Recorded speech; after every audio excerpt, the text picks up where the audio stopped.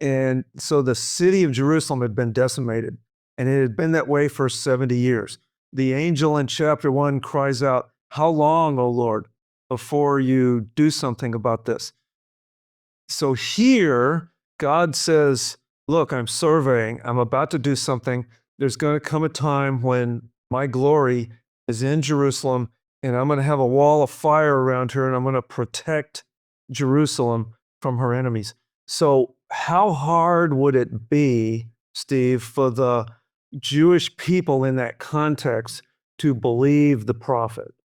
Because the prophet is speaking to a people that was really sort of down and depressed. They're flat of their backs spiritually and financially because their city was in ruins, their culture was in ruins, their religion was in ruins. And now you have a prophet saying, I'm speaking for God, and God's going to come back. He's going to rebuild the city, and God's going to be your protection. How hard would it be for the average Jewish citizens to believe the prophet? You always had the remnant, meaning the ones that stayed true and faithful in their belief with Yahweh, with their God. And I think for them, it is something that would be encouraging to them. Here is another prophet, because Zechariah is not the first prophet that speaks about the Messiah coming and sitting on a restored throne of David. For those that have stayed consistently faithful, it's an encouragement to those. Now, to those who have wavered through the years, I think they could take encouragement from it, but there might be some, just like there are today, is saying, yeah, well, where was God whenever he took us out of captivity, even though they've been given an explanation of why they've been put into captivity.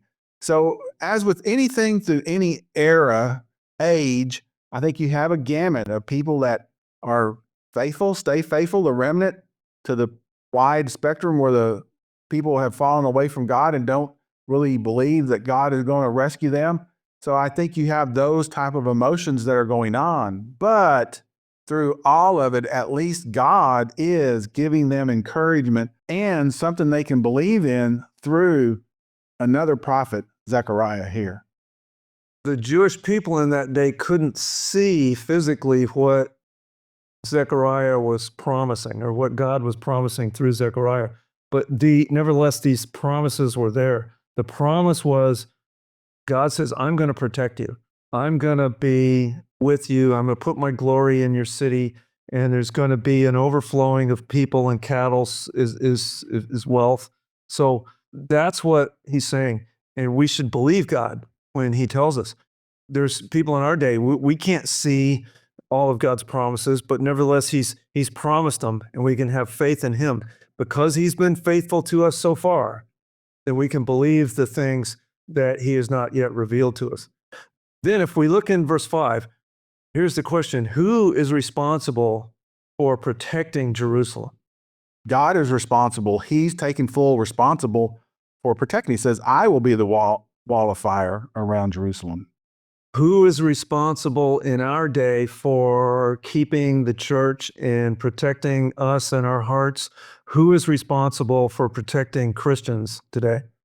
Jesus Christ is responsible, who is God, and he's given us the Holy Spirit, who is God as well, as a comforter to give us peace and to walk with us during our Christian walk here on earth. When he says here in Zechariah 2:5 that I will be in their midst and it will be a city without walls, what he's saying is the normal physical protections aren't going to protect you, but I will.